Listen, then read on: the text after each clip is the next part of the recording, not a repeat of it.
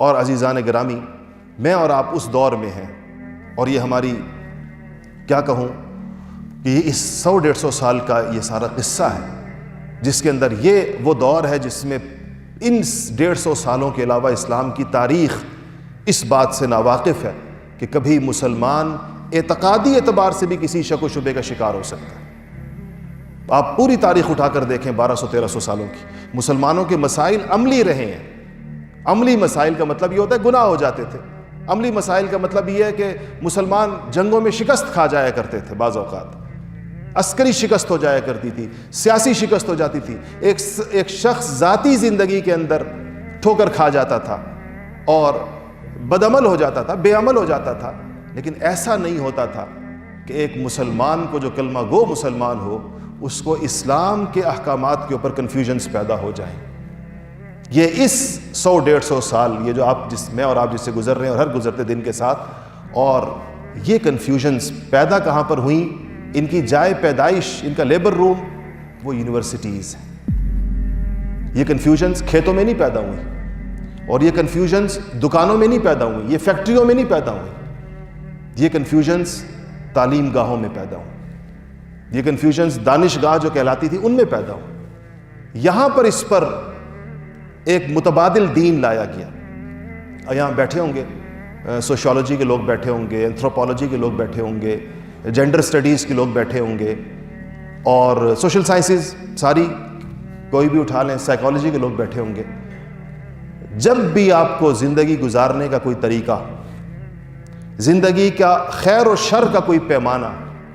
اچھی اور بری ہونے کے اعتبار سے کوئی بات آپ کے سامنے آئے اور وہ انسانوں کی سوچ و فکر کا نتیجہ ہو، نبوت اور الوہیت کے ساتھ اس کا تعلق نہ ہو، تو یاد رکھیے کہ وہ ایک متبادل دین ہوتا ہے۔ دین اسی کو کہتے ہیں، دین زندگی گزارنے کے طور طریقوں کو کہتے ہیں۔ اس لیے میں کہتا ہوں کہ ان اصطلاحات کے مطلب دوبارہ سیکھنے کی ضرورت ہے کہ اسلام کس کو کہتے ہیں، دین کس کو کہتے ہیں۔ تو دین کہتے ہیں زندگی گزارنے کا طریقہ۔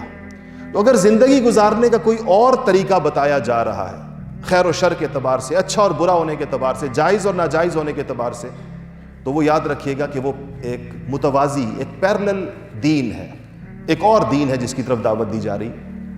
اگر آپ کو جینڈر سٹڈیز کے لوگ بیٹھے ہوں گے، ہماری مائیں بہنیں بیٹھی ہیں، طالبات تشریف فرمائیں، ان کی اساتذہ ہی بیٹھی ہیں۔ اسلام نے رولز ڈیفائن کیے ہیں اور بہت واضح طور سے ڈیفائن کی۔ اسلامی معاشرے میں خواتین کے کرنے کے کام اور ان کی ذمہ داریاں، اور ان سے سوسائٹی کو جو ان کی طرف احکامات متوجہ ہیں، ان کے مختلف بحیثیت ماں، بحیثیت بہن، بحیثیت بیٹی، جو اس کی مختلف حیثیتیں جیسے مردوں کی، اگر کوئی چیز ہمارے اوپر تعلیم کے نام پر ایسی لائی جائے جو اثر نو رولز کو ڈیفائن کرے، جو پھر سے بتائے کہ جی نہیں، ہمارے نزدیک مردوں کا کردار یہ ہے، اور وہ جو ان کی ڈیفائن کردہ چیزیں ہیں اگر وہ قرآن و سنت کے ساتھ ٹکرا رہی ہیں، اس کے صریح خلاف ہیں، تو یہ متوازی دین ہے، یہ ایک اور دین ہے جس کی طرف دعوت دی جا رہی ہے۔ تو چونکہ میں نے عرض کیا کہ میرا تعلق رہتا ہے اور میں جانتا ہوں بہت سارے مضامین کے ساتھ، مجھے کچھ طالب علمی کے طور پر بھی مضامین زیادہ پڑھے مختلف چیزوں میں نے لاء پڑھا، کراچی یونیورسٹی سے LLB کیا، پھر میں نے پولیٹیکل سائنس پڑھا، اس سے ماسٹرز کیا کراچی یونیورسٹی سے۔ ویسے میں بنیادی تعلیم میری وہ ہے، دینی تعلیم ہی ہے، اور میں اسی کو اپنا تعارف سمجھتا ہوں، لیکن مجھے دیکھنے کا موقع ملا ہے، چیزیں دیکھتا بھی رہتا ہوں، پڑھتا بھی رہتا ہوں۔ تو یہ جو آپ کی طرف میں جس ذمہ داری کو عائد سمجھتا ہوں وہ یہ ہے کہ آپ اپنی دل و دماغ کی چار دیواری کو اتنا نیچے نہیں کر سکتے کہ اس میں جس قسم کے بھی افکار اور نظریات کا ریلا آئے تو آپ کے دل و دماغ میں گھس جائے۔ آپ کی کوئی پروٹیکشن وال ہی نہ ہو آپ کے گرد جو آپ کے ایمان اور آپ کے عقیدے کی حفاظت کرے۔ جیسے بعض گھروں میں جہاں حالات جتنے زیادہ خراب ہوتے ہیں تو پروٹیکشن والز اتنی زیادہ اونچی اٹھائی جاتی ہیں، پھر اس کے اوپر گرل لگائی جاتی ہے، پھر اس کے اوپر کانٹے دار تار لگائی جاتی ہے، کوئی پھلانگ نہ سکے۔ تو آپ کا دل و دماغ بھی ایک سلطنت ہے آپ کی، اور یہ آپ نے اسلام کو دیا ہے۔ اسلام اسی چیز کی سرنڈر کیا ہوا ہے آپ نے۔ آپ نے طے کیا ہے کہ یہ دل اور دماغ یہ اللہ جل شانہ کی عطا ہے، یہ اللہ تعالیٰ نے مجھے دیا ہے، اور یہ میں نے شعوری فیصلہ ہے میرا کہ یہ اللہ تعالیٰ کی مرضی کے مطابق استعمال ہوگا۔ اسی کو اسلام کہتے ہیں۔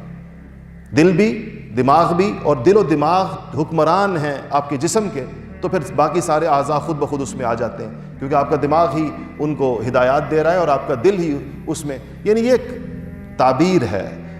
یعنی یہ کہہ لیں کہ ادبی تعبیر ہے کہ ہم افکار، خیالات، نظریات، سوچ کا مرکز دماغ کو کہتے ہیں اور خواہشات اور جذبات کا مرکز دل کو کہتے ہیں۔ یہ ایک ادبی تعبیر ہے، یہ اس کا مطلب یہ نہیں کہ اگر میڈیکل سائنس کے لوگ بیٹھے ہیں تو مجھ سے کہیں کہ جی ہم نے تو ڈائسیکشن کر کے دیکھا ہے تو ہمیں تو وہاں یہ چیزیں نظر نہیں آئی ہیں، تو وہ آپ سمجھتے ہیں کہ یہ تعبیر کس طرح کی۔ تو یہ دل و دماغ جو انسان کے جسم پر حکمران ہے، ایک اس کی سوچ اور اس کی فکر اور اس کے نظریے پر حکومت کر رہا ہے اس کا دماغ، اور اس کی خواہشات اور اس کے جذبات اور اس کی کیفیات پر اس کا دل حکومت کر رہا ہے۔ یہ دونوں آپ نے اسلام کو دیے، یہ دونوں آپ نے رسول اللہ صلی اللہ علیہ وسلم کے قدموں میں رکھے ہیں، یہ دونوں آپ نے اللہ کے سامنے سرنڈر کیے ہیں، اور اس کا مطلب یہ ہے کہ آپ نے کہا ہے کہ اس دل میں خدا کی چاہت کے علاوہ کوئی اور چیز خواہش بن کر آئے گی نہیں، اگر آئی تو میں اس پر عمل نہیں کروں گا، اگر خدا نہ خواستہ عمل کر لیا تو اس پہ شرمسار اور توبہ کروں گا اگر ہو گیا مجھ سے ایسی کوئی غلطی۔ اور اسی طرح اس دماغ کو بھی میں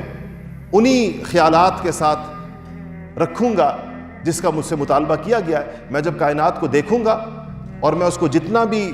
پرکھوں گا اور جتنا پھرولوں گا تو میں اس نتیجے کے اوپر پہنچوں گا۔ اللہ تعالیٰ نے خود کہا ہے کہ وہ لوگ جب پہنچتے پہنچتے کہیں گے کہ اللہ تعالیٰ کی عظمت و بڑائی بے ساختہ ان کے دل سے نکلے گی، اور وہ کہیں گے سبحان اللہ احسن الخالقین، تمام پیدا کرنے والوں میں سے یہ میرا خالق کتنا عجیب و غریب اور کتنا اعلیٰ پیدا کرنے والا ہے۔ یہ اس کے دل سے ایک ہوک اٹھے گی جو بندہ کائنات پہ غور و فکر کرے گا۔ یعنی آپ یہاں پر جو بیٹھے ہوں لوگ ایسٹرونومی اور ایسٹرولوجی اور جو لوگ بھی کسی بھی اس کے اعتبار سے اس کو دیکھتے ہیں، یعنی جس طرح نفس انسانی کو دیکھنے والے لوگ انسان کے جسم کی تفصیلات کو، کہ وہ جتنی تفصیلات سے واقف ہوتے چلے جائیں ان کا دل دہائی دے کہ فتبارک اللہ احسن الخالقین۔ یہ اللہ جل شانہ نے کہا ہے کہ اہل ایمان کا طریقہ ہے، اور اللہ نے یہ بھی کہا ہے کہ جب یہ لوگ زمین و آسمان پہ تفکر کرتے ہیں تو آخر میں کہتے ہیں کہ ربنا ما خلقت ھذا باطلا، یا اللہ آپ نے یہ باطل نہیں پیدا کیا، یا اللہ یہ آپ نے بلا وجہ نہیں پیدا کیا، یا آپ نے عبث نہیں پیدا کیا۔